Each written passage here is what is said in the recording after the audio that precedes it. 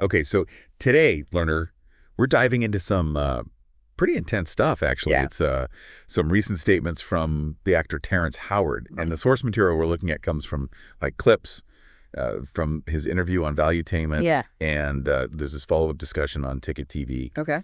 And your objective in this deep dive, learner, is to really like understand the core of what Howard's alleging. Right. Especially as it concerns Sean Diddy Combs. Okay. And then kind of get a sense of his whole viewpoint on Hollywood as it's presented in these clips. Absolutely. And what we have here, learners, a fascinating look. Yeah.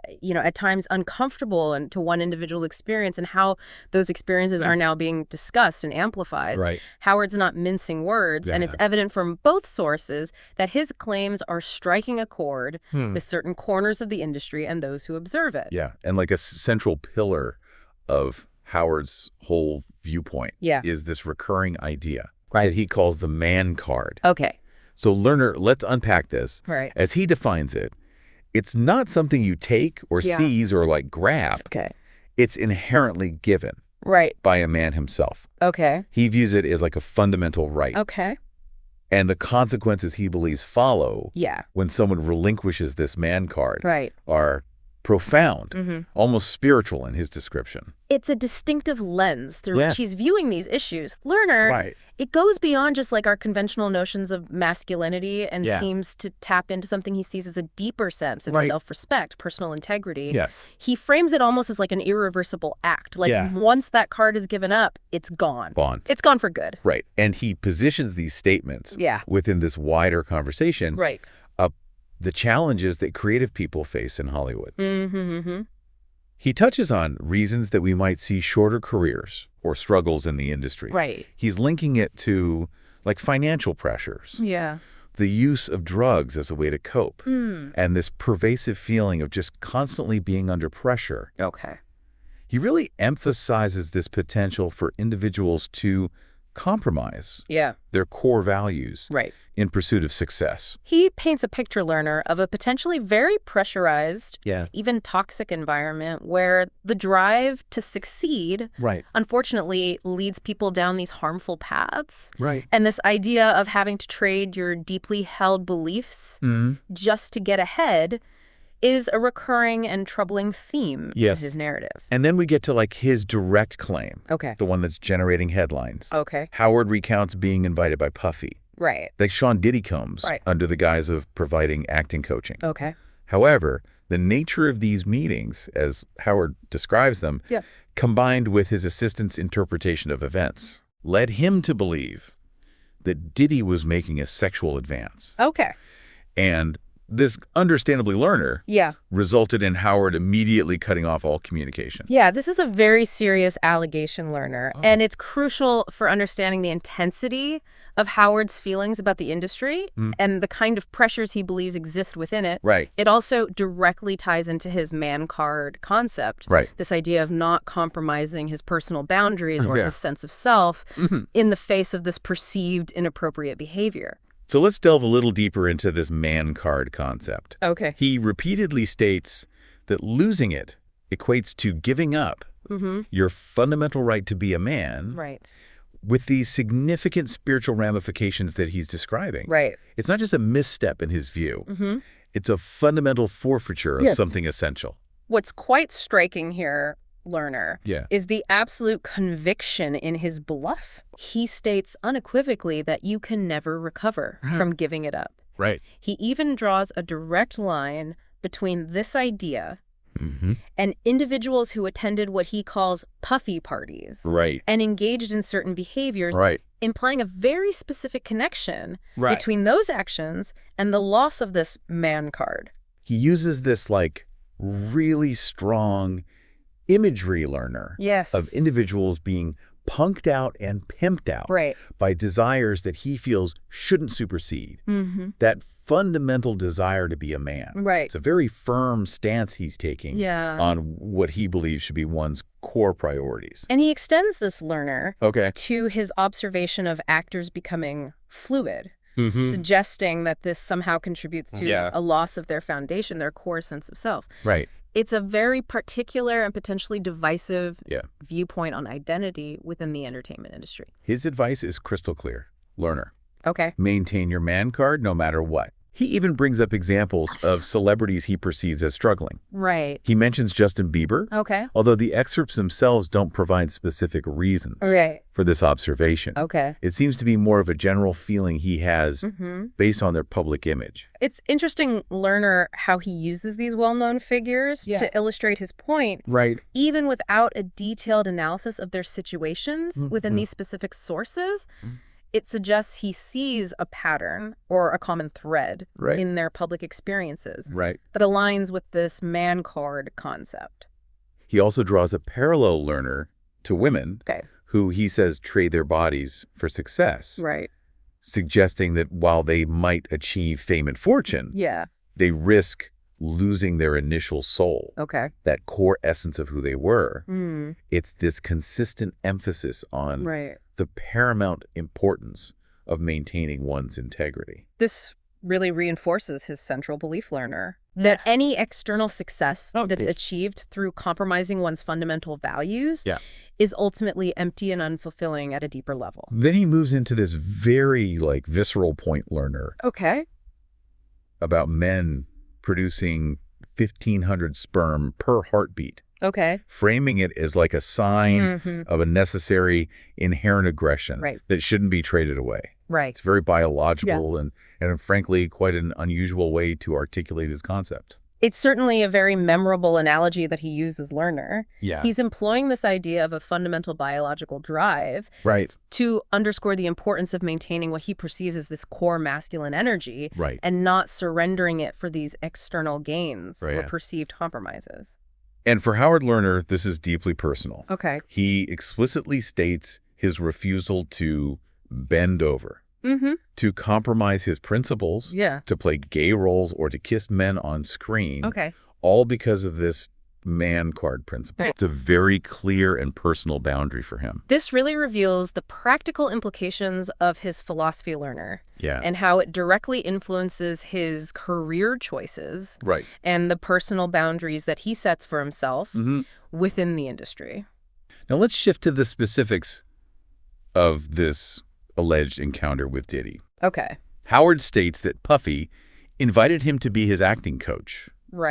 Which on the surface sounds like a standard professional opportunity within the entertainment world. Yes. On the face of it, Lerner, it seems like a fairly typical industry interaction. Mentorship and coaching are indeed common ways for individuals to collaborate and develop their skills. But Howard then describes these rather awkward meetings, Lerner. Where Diddy mostly just looked at him or listened to his own music without actually engaging in any substantive discussion related to acting or coaching.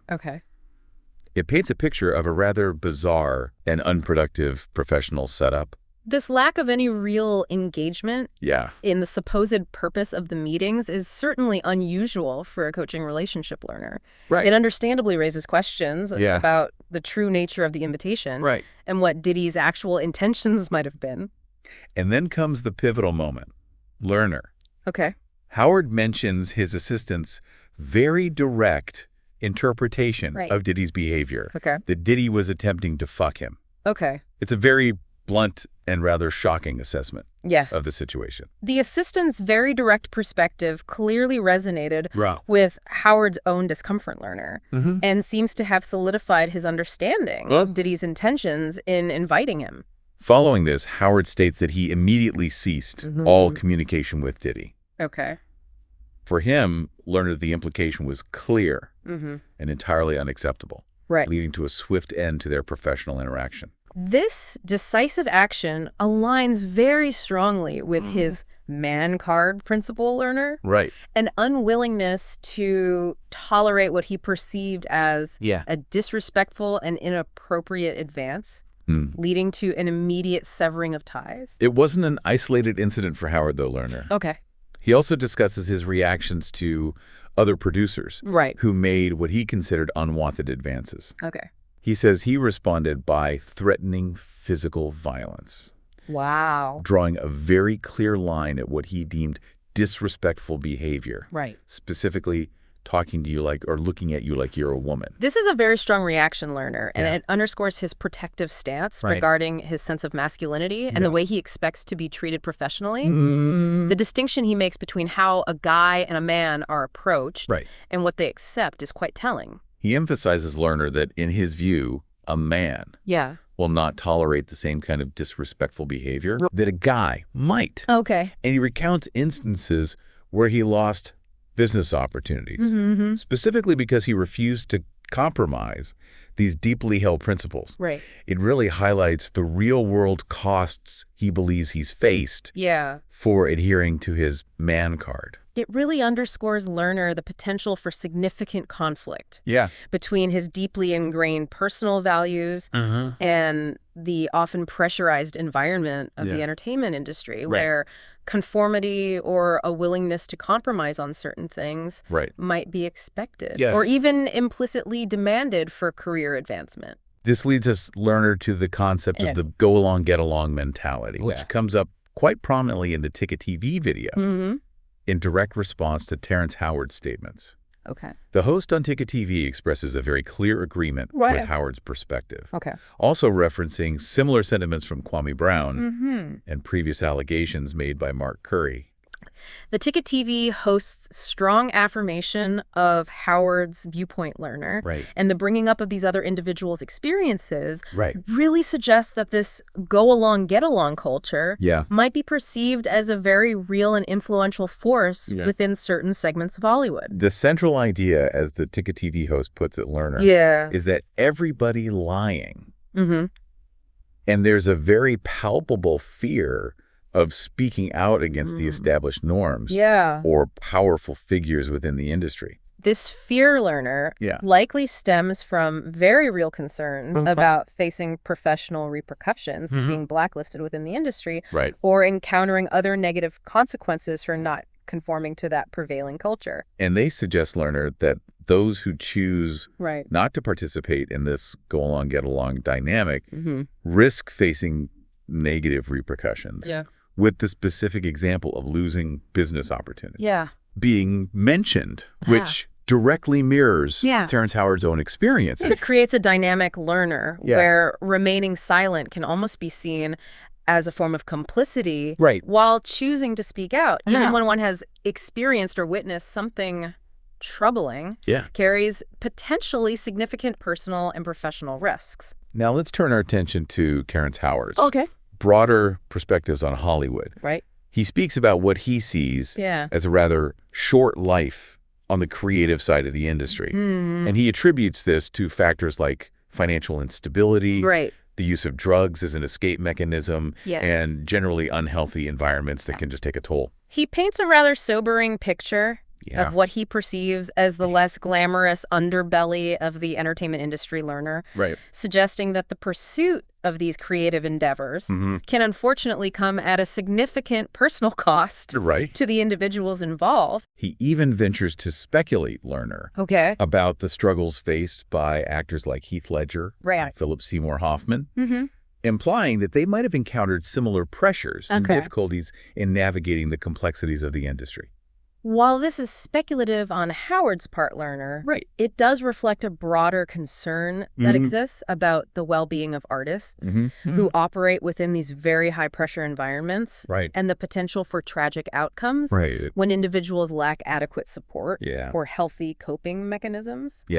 Howard particularly emphasizes, learner, the danger of individuals constantly turning to getting high as a way to escape difficult experiences, highlighting the potential for this to become a destructive and self-perpetuating cycle. This really underscores, learner, the potential need for more robust support systems and healthier coping mechanisms to be available within the industry. If these kinds of challenges are indeed as widespread, as Howard suggests in his statement. For him, learner achieving a certain level of success ultimately holds little meaning if it comes at the expense of his personal integrity. This is a recurring and very powerful theme that runs throughout his statements in both sources. It really speaks to a deeply ingrained personal value system, learner. one that clearly prioritizes inner peace and a sense of self-respect over the more external measures of validation or material wealth that the industry often emphasizes. Interestingly, learner Howard mentions his current personal goal of essentially redefining the universe through his patent work, which suggests a significant shift in his focus and energy, perhaps away from the immediate demands of Hollywood. This could certainly indicate a desire to find fulfillment and make a meaningful impact in areas outside of the entertainment industry. Perhaps in fields where he feels a greater sense of control and where his work aligns more directly with his core principles. Despite these very strong views and his pursuits outside of acting, he does mention that he's still working, doing what he refers to as the Chitlin circuit to make ends meet while he pursues these other endeavors. For those unfamiliar, learner, the Chitlin circuit historically refers to a network of performance venues, particularly in the southeastern United States, that were safe and welcoming for African-American entertainers during segregation. Here, Howard seems to be using it to describe perhaps smaller or less mainstream gigs he's currently undertaking. It shows a pragmatic side to his approach. It really highlights the reality, learner, that even individuals with strong convictions and a clear sense of their own values still have to navigate the practicalities of life and financial necessities, which can sometimes influence career choices. Turning our attention now to the Ticket TV discussion, learner. The host's strong and immediate agreement with Terrence Howard's statements is very apparent. They also bring up Mark Curry's past allegations, which suggests a potential pattern of similar experiences and observations within the industry over time. The corroboration from the Ticket TV host and the referencing of Mark Curry's prior claims, learner, certainly adds weight to Terrence Howard's narrative, suggesting that he may not be alone in these perceptions of the industry and the behaviors he's alleging. The Ticket TV host specifically mentions Howard blasting Denzel Washington, presumably for taking on roles that Howard felt compromised his man card, such as kissing other men on screen, as well as mentioning Justin Bieber and others in a similar light. This indicates, learner, the breadth of Terrence Howard's critique and his willingness to publicly express his views on the choices made by other individuals within the entertainment industry in relation to his man card philosophy. The Ticket TV host then recounts this rather bizarre anecdote, learner, about Sean Diddy Combs allegedly answering his hotel door naked. And inviting people inside as a sort of test.